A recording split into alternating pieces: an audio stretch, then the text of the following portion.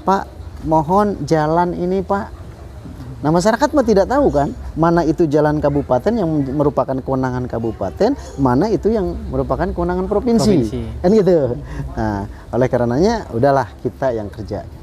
Masyarakat nggak perlu dipusingin, nggak perlu diribedin, karena memang ya seperti itulah masyarakat tidak pingin tahu jauh-jauh. Yang penting ketika menyampaikan aspirasi kita akomodir.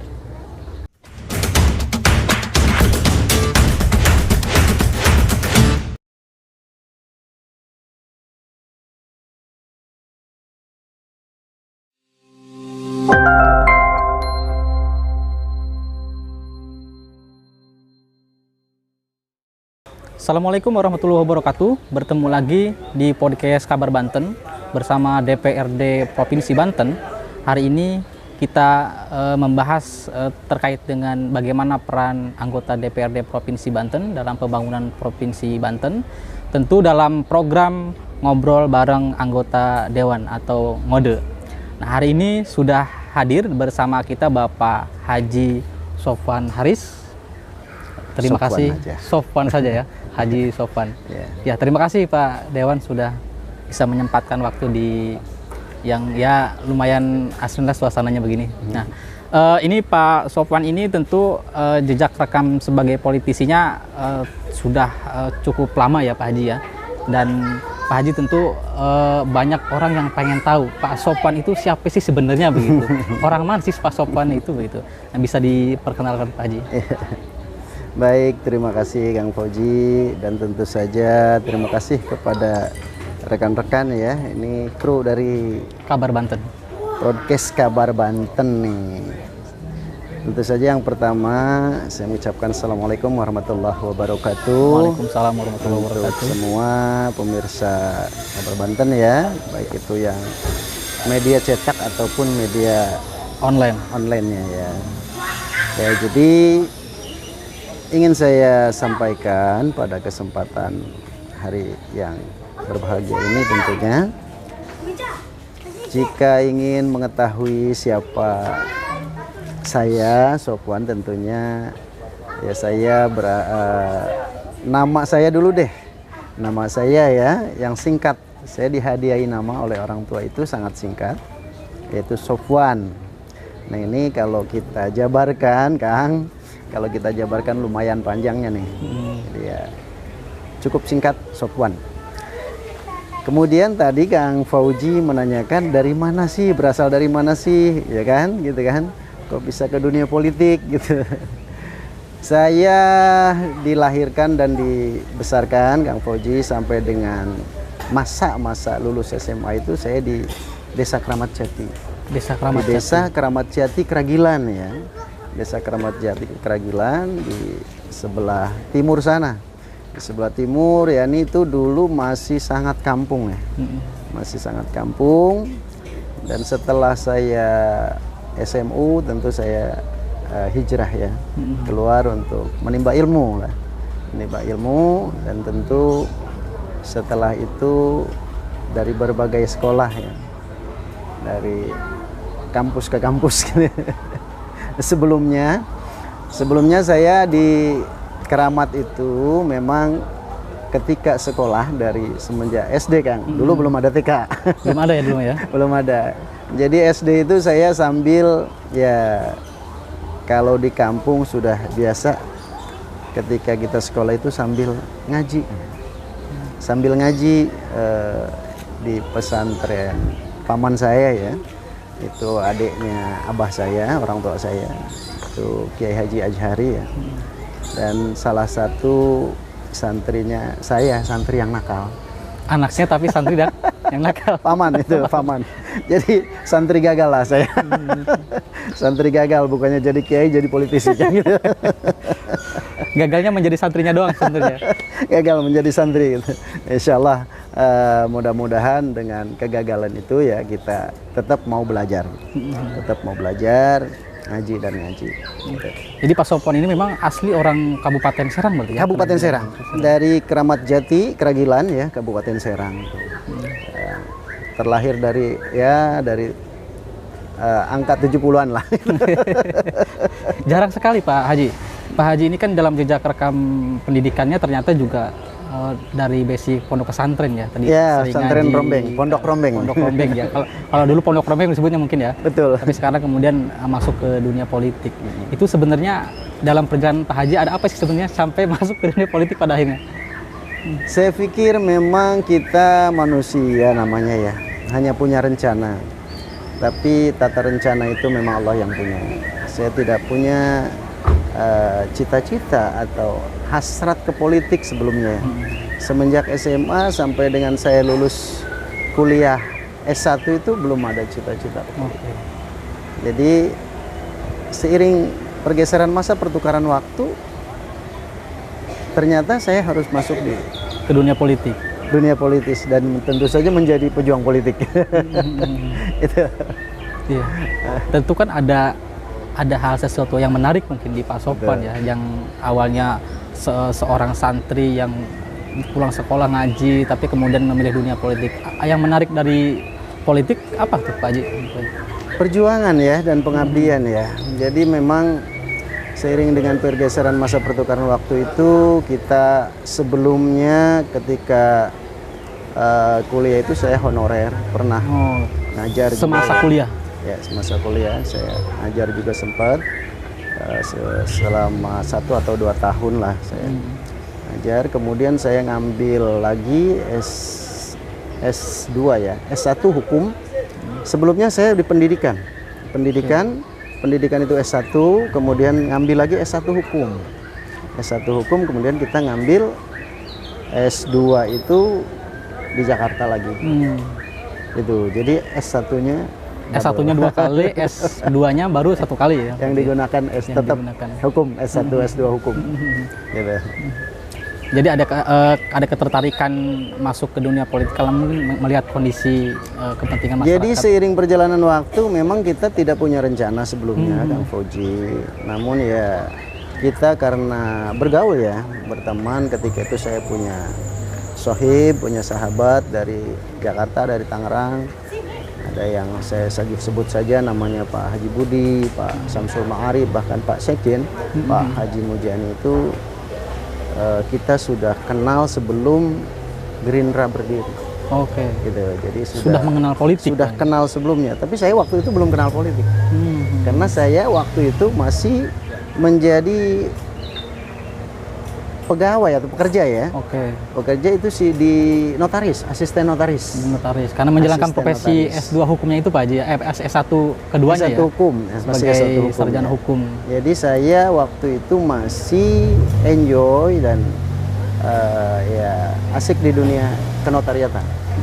Nah, ketika kita bertemu dengan teman-teman yang dari Jakarta itu, dari Tangerang ya, yang saya sebut tadi itu, beliau beberapa kali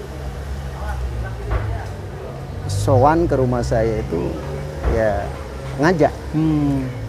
Satu kali, 2 kali saya belum mau, sampai ketiga kalinya ya bahasa pertemanan bagaimana sih. Akhirnya luluh untuk menjadi Akhirnya kita dunia politik. istikharah dulu. Oke.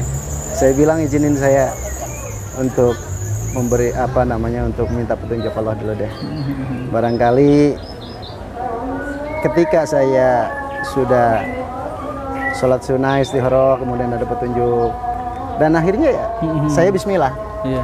Bismillah deh insya Allah. Kalau begitu ternyata ya memang temen itu ketika Gerindra berdiri itu saya sudah di-SK-kan sebagai pengurus. Sebagai partai. pengurus. Tapi atas Sebelum saya mengiyakan. Oke. Iya. Sebelum saya mengiyakan. Jadi sudah ada SK itu ternyata. Begitu saya mengiyakan, besoknya dibawakan itu SK, ternyata sudah di-SK-kan, tanggalnya itu sudah sebagai pengurus. sudah sebagai pengurus. Tanggalnya sudah mundur. Dan gitu. akhirnya sekarang Pak Sofwan ini menjadi wakil rakyat ya. Iya. Ya. Nah itulah sisi jejak rekam Pak Sofwan ya sebagai kini sebagai menjabat sebagai anggota DPRD, dan selanjutnya kita akan bahas lagi setelah sesi berikut ini.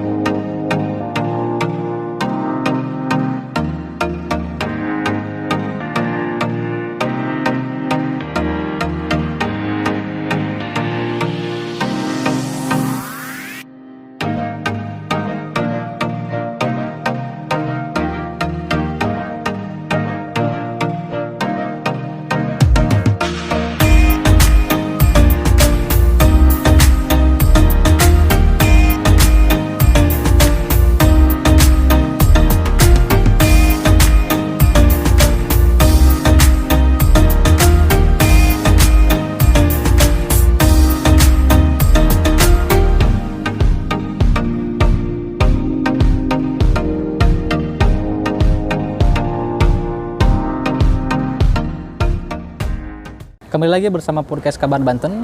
Kita masih bersama Pak Haji Sofwan. Tadi Pak Sofwan sudah menyampaikan panjang lebar terkait dengan bagaimana kisah hidupnya ya sekarang hingga menjadi seorang politisi yang sangat ya sukses lah, dibilang sukses lah begitu. Nah tadi Pak Haji ada sisi menariknya. Ternyata Pak Haji ini sebelum kemudian menjadi anggota dewan itu pernah di SK-kan sebagai pengurus Gerindra ya, tanpa persetujuan Pak Sofwan sendiri sebelumnya gitu. Itu gimana? Kok bisa seperti itu Pak Haji? Iya, jadi ini memang karena ada ikatan emosional ya antara saya dengan sohib saya itu yang akhirnya kuliah bareng juga. Dulu pernah usaha bareng gitu ya, kita bareng-bareng usaha gitu. Jadi bahasa beliau itu Kang, manggilnya beliau itu Akang. Ketika bolak-balik 3 kali itu saya belum mau juga masuk ke kepengurusan politik gitu ya. Akhirnya beliau menyampaikan sambil humor gitu. Bahasa Betawinya keluar deh. Akang katanya, giliran gua ada perlu aja katanya, kagak mau. Bahasa lobbynya begitu. bahasa Betawi udah keluar deh. Waduh, saya bilang. Jadi saya berpikir, oh ini persahabatan. Ini persahabatan yang di mana beliau juga mengajak ke suatu organisasi yang tujuannya untuk perjuangan ya. Untuk perjuangan masyarakat dan rakyat Indonesia gitu. Kenapa tidak saya? Oleh karenanya saya izin dulu, saya bilang nanti malam saya istikharah. Gitu. Pak Budi waktu itu ya, Pak Haji. Akhirnya saya subuh saya telepon beliau. Sebelum saya ngomong baru salam. Udah deh, gua tahu jawabannya. Gua tahu jawabannya. Akang pasti mau katanya. Oke, kalau gitu katanya supir saya ke Serang. Ke Serang. Apa ini? Ternyata bawa SK kan. SK ini tanggalnya sudah lama ternyata. SK kepengurusan. SK kepengurusan yang pada saat itu ketuanya Pak Anang, sekretarisnya saya lupa. Kemudian bendahara saya ditunjuk bendahara untuk Partai Gerindra nih ya, Partai Gerindra.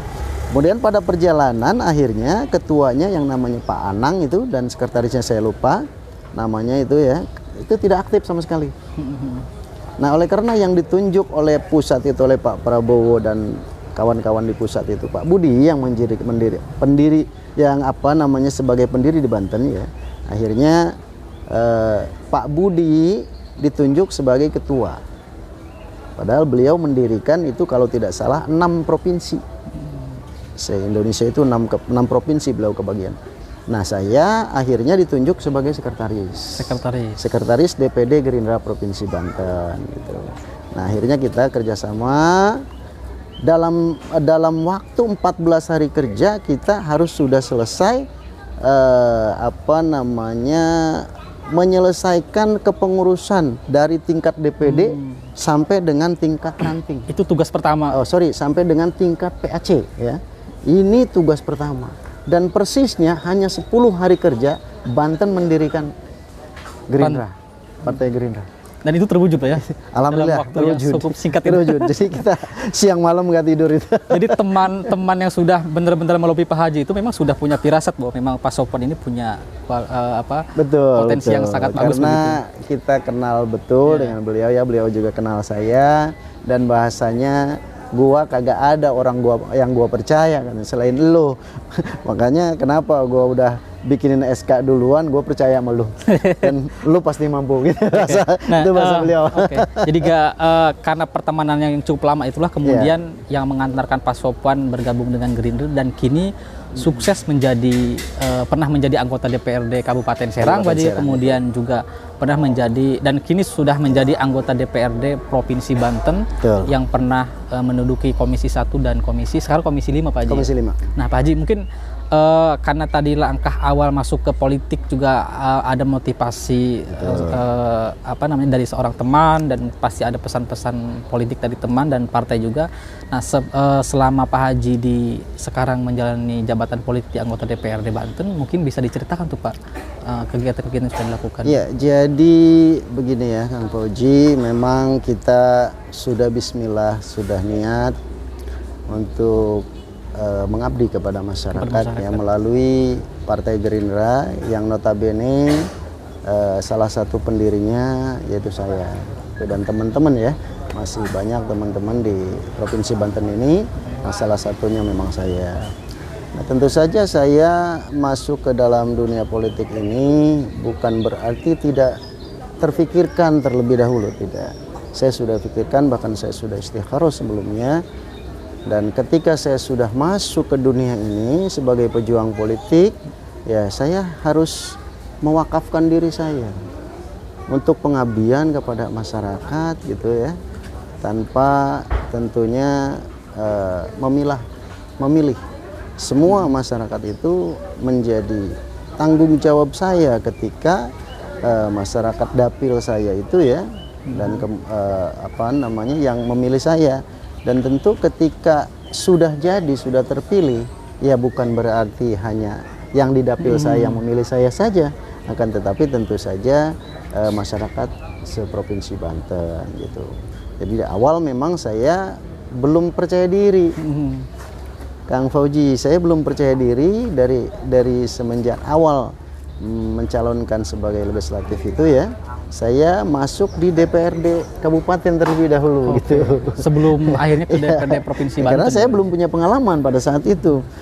Dan saya juga koordinasi dengan ketua DPD pada saat itu. Ketua saya belum pede, saya ke provinsi. Ini ruang lingkupnya kalau provinsi, wah ini luas sekali, saya bilang kan gitu. Seprovinsi yang tadinya level kabupaten menjadi level provinsi ya Pak Haji? Sekabupaten gitu ya, maaf, bukan seprovinsi, sekabupaten gitu ya. Kalau kita tingkatan provinsi gitu ya. Sekabupaten Serang, ini 29 provinsi loh ketua, saya bilang kan gitu. Makanya saya pada saat itu lebih memilih untuk kali pertama itu di Kabupaten Serang. Dapil 2. Itu dapil yang dimana salah satu kecamatannya itu tempat kelahiran saya. Oke, di Keragilan, Kabupaten Serang. Dapil 2. Dan pada akhirnya masyarakat di Dapil 2 memberikan amanah gitu kepada saya untuk menjadi seorang wakil rakyat di Kabupaten Serang selama satu periode. Dari 2009 sampai dengan 2014. Itu di DPRD Kabupaten, di DPRD Kabupaten Serang. Kabupaten Serang. Pada saat itu saya masuk ke Komisi 4 dan sebagai ketua fraksi di Kabupaten Serang pada saat itu. 5 tahun. 5 tahun hingga akhirnya Pak Dewan sekarang kemudian levelnya meningkat ya menjadi anggota DPRD Provinsi Banten. Nah Pak Sofwan, ini kan sekarang sudah di Komisi 5 ya. Mungkin tentu sebagai anggota DPRD juga fungsinya kan selain menjadi pelayan masyarakat, juga pasti sebagai kontrol terhadap kebijakan pemerintah Provinsi Banten ya. Nah, selama di Komisi 5 Pak Sofwan, apa yang diperjuangkan Pak Sofwan untuk masyarakat Provinsi Banten? Jadi ketika sudah 2 periode saya di legislatif provinsi ya, di DPRD Provinsi Banten. Yang pertama itu tahun 2014 ya, sampai dengan 2019. Itu saya duduk di Komisi 1. Komisi 1 di situ salah satunya adalah pemerintahan ya. Pemerintahan, kemudian hukum. Nah, disitulah kita banyak mengabdikan diri untuk sebanyak-banyaknya kepentingan masyarakat. Akan tetapi ketika di Komisi 1 ini kan jarang yang bersentuhan dengan masyarakat. Karena urusannya urusan pemerintahan gitu ya. Urusan pemerintahan, sehingga kita melakukan pengawasan itu paling banter kita menyentuh itu tingkat desa. Nah, tingkat desa kalau kita kunjungan melakukan pengawasan gitu ya. Terhadap pemerintahan desa ya? Ya, terhadap pemerintahan desa sampai dengan pemerintahan provinsi tentunya ya, Kang Fauji. Kemudian ketika di periode kedua ini saya masuk lagi di Komisi 1 lagi. Nah, sudah seperti biasa dan nampaknya saya agak sudah apal betul gitu ya kondisi sudah di Komisi 1 di satu gitu periode ya. itu ya. Di Komisi 1 terus. Iya, di Komisi 1 terus. Akhirnya mungkin Pak Haji Desmond ya, Pak Haji Desmond dengan Pak Andra, ini Pak Sofwan kok di Komisi 1 terus kali. Ini udah bisa suntuk nih kan bosan ya gitu dengan itu tidak aja. Tidak ada pertanyaan gitu. kompet amat di Komisi 1 gitu. Di pertengahan kemarin kita bergeser ke Komisi 5. Komisi 5. Nah, di sini Komisi 5 banyak sekali bersentuhan dengan masyarakat. Ya, jadi satu itu salah satunya pendidikan. Oke. Jadi dinas pendidikan ini ada di Komisi 5. Komisi 5. Komisi 5. Kemudian kesehatan juga di Komisi 5. Kemudian ada lagi juga Kesra di Komisi 5 dan lain-lain. Kesejahteraan Sehingga masyarakat. ini langsung bersentuhan dengan masyarakat. Gitu. Oleh karenanya ketika kita melakukan tugas yang sudah sesuai dengan regulasi gitu ya dari lembaga, ini banyak sekali bersentuhan dengan masyarakat. Contoh yang baru-baru saya lakukan itu ada kegiatan gitu ya, seperti dari Dinsos misalkan, itu ada kegiatan seperti sunatan massal. Kemudian ada juga dari aspek ekonomi ya, untuk meningkatkan para pedagang kecil, itu ada bantuan web, usaha ekonomi produktif, nggak seberapa uangnya, akan tetapi ini sangat membantu masyarakat, berguna untuk masyarakat, dari nilai yang hanya 2,5 juta, tapi bagi masyarakat pedagang kecil itu sangat berguna untuk penambahan modal. Bagi usaha itu kan berkembang ya. Berkembang, insya Allah itu akan manjang gitu kan, tidak-tidaknya bertahan gitu. Nah, apalagi di tengah krisis global seperti ini, resesi global, ini sangat prihatin ini masyarakat. Nah, oleh karenanya ketika ada program-program yang sifatnya membantu mengangkat ekonomi kerakyatan seperti itu, pas dengan kondisi kekinian.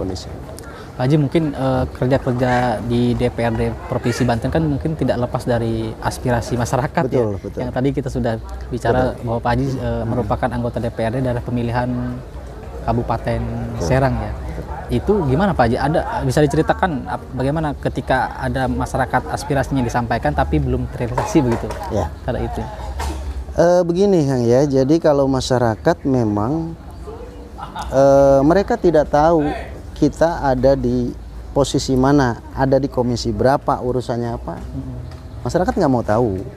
Nah, oleh karenanya kita sebagai pengemban amanahnya gitu, mohon maaf ya, harus cerdas gitu. Jadi ketika masyarakat menyampaikan aspirasi apapun itu, ya tentu kita harus akomodir. Nah, adapun untuk menyampaikannya tidak perlulah disampaikan ke masyarakat yang menyampaikan aspirasi kepada kita tadi, akan tetapi kita yang bekerja, dan kita juga punya staf kan.